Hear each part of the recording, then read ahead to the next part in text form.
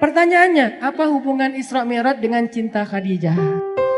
Isra Mi'raj itu salah satu di antara tujuannya, dia itu hiburan buat Rasulullah SAW ketika Rasulullah ditinggalkan Khadijah radhiyallahu anha.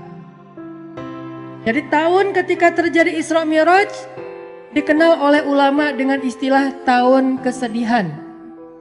Kenapa disebut tahun kesedihan? Karena pada tahun itu Rasulullah SAW mengalami banyak ujian-ujian yang berat. Salah satu ujiannya, pertama beliau ditinggalkan oleh paman tercinta beliau, Abu Thalib. Udah gitu ditinggalkan lagi oleh istrinya yang selama ini banyak sekali berkorban dan mensupport dakwah Nabi, yaitu Khadijah radhiyallahu anha. Dan ini bikin Nabi itu patah hati banget. Kenapa? Khadijah meninggalkan Nabi sedangkan pekerjaan dakwah belum selesai. Dakwah di Mekah itu lagi sulit-sulitnya, tetapi Allah membawa pulang Khadijah kepada Allah Subhanahu wa taala, sehingga Nabi merasa benar-benar tahun itu tahun kehilangan.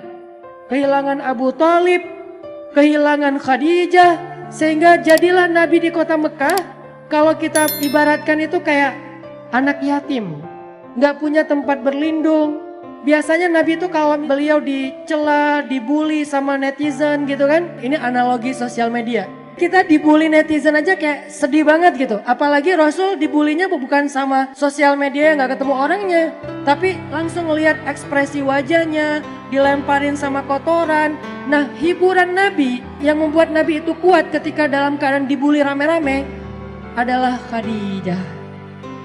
Sehingga Nabi pulang ke rumahnya dalam keadaan lelah, dalam keadaan sedih, dalam keadaan kecewa. Nabi bilang kepada Khadijah, Khadijah, zammiluni, selimuti aku Khadijah, selimuti aku. Akhirnya Nabi diselimuti oleh Khadijah. Lalu Nabi curhat sama Khadijah, Khadijah, kenapa mereka mendustakan dakwah aku? Apakah aku terlalu keras kepada mereka?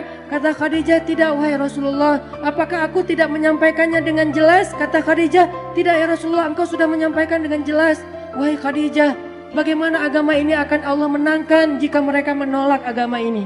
Kata Khadijah, ya Rasulullah, la tahzan. Jangan sedih ya Rasulullah. Jangan kecil hati ya Rasulullah. Jangan patah semangat ya Rasulullah. Insya Allah, Allah akan memenangkan agama ini suatu saat nanti. Sehingga Nabi jadi semangat lagi. Ini artinya Khadijah adalah orang yang sangat penting di sisi Rasulullah SAW. Khadijah adalah orang yang pertama menerima dakwah Nabi ketika satu dunia ini, satu bumi ini menolak dakwah Nabi.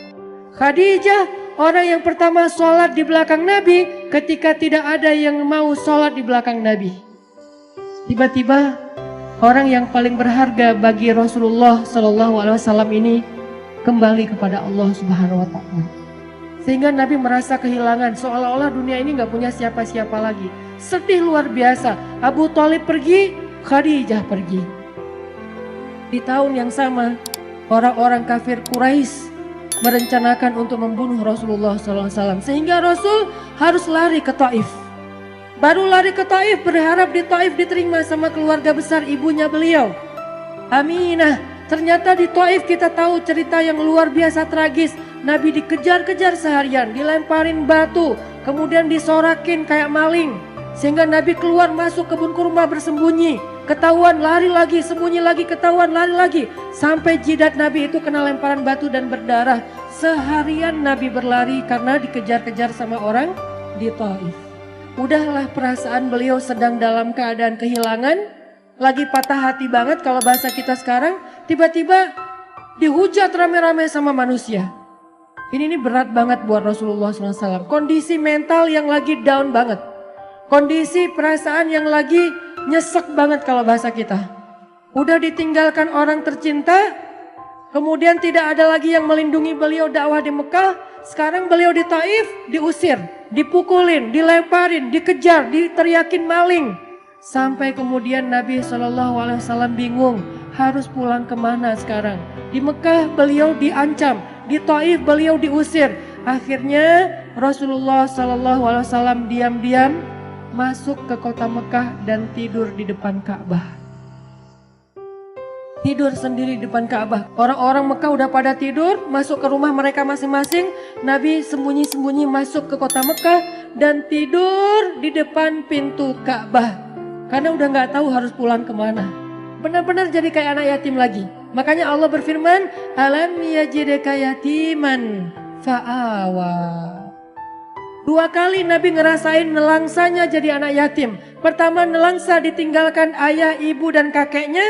Kemudian nelangsa ditinggalkan paman dan istrinya.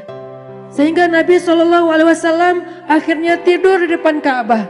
Sebetulnya bukan tidur, beliau sholat di depan Ka'bah, minta pertolongan kepada Allah. Ya Allah, saya harus kayak gimana? Saya udah gak punya siapa-siapa. Khadijah yang paling saya cintai, Khadijah yang menjadi nyawa saya banget. Saya gak bisa hidup tanpa dia, sekarang udah pergi. Abu Thalib yang melindungi saya juga udah pergi. Bahkan perginya dalam keadaan tidak beriman lah gitu. Saya pergi ke kampung ibu saya di Taif. Orang-orang yang ada di Taif juga mengusir saya. Kemana saya harus pergi ya Allah? Sujud Nabi panjang di Ka'bah. Sampai setelah selesai sholat, Nabi lelah seharian karena pelipis beliau juga berdarah. Akhirnya Nabi tertidur di depan Ka'bah meringkuk. Datanglah Jibril alaihissalam. Kemudian malaikat Jibril memanggil Rasulullah SAW sembari duduk di sebelah beliau dengan panggilan kasih sayang, dengan panggilan yang kasihan. Ya Rasulullah, Nabi masih tidur. Ya Rasulullah, Nabi masih tidur. Ya Rasulullah. Akhirnya Nabi bangun. Jibril, kata Jibril, ya Rasulullah, Allah mengundang Rasulullah untuk melakukan perjalanan ke langit. Ketika Nabi dalam keadaan down, ketika Nabi dalam keadaan drop, ketika Nabi dalam keadaan nelangsa, dalam keadaan lemah, maka Allah Subhanahu wa taala memanggil Nabi ke langit. Ya Rasulullah, Allah memanggil Nabi untuk bertemu. Allah memanggil Nabi untuk naik ke langit.